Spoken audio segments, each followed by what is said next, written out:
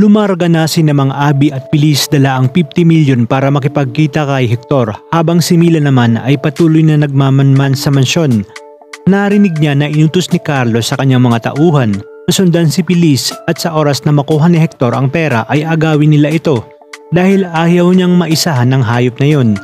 Dagdag pa niya na kinakailangan siguraduhing ligtas si Pilis kaya naman dali-daling tinext ni Mila sina Lala at Max para itigil ang pagsunod kina Pilis dahil nga sinusundan ito ng mga tauhan ni Carlos. Di nagtagal ay hindi na nakatiis si Mila kaya naman nagbihis ito para sundan sina Max at Lala hanggang sa makita nga siya ni Aidan na parang balisa at umiiyak. Tinanong niya kung saan ito pupunta. Kaya naman dito na naisip na alibay ni Mila na pupuntahan niya ang kanyang kapatid dahil nga na aksidente ito. Nag-alok naman ng tulong si Aidan at dahil wala na ngang pamimilian si Mila ay sumama na ito angkas ng motor ni Aidan. Dito na nga kaya magsisimula ang pagkakamabutihan ni Mila at Aidan. Papapalitan kaya ng pagmamahal ang paghihiganti na nasa puso ni Lexa? Iyan ang mga dapat nating pakaabangan. Dito lang sa teleseryeng hindi ka patutuluging gabi-gabi.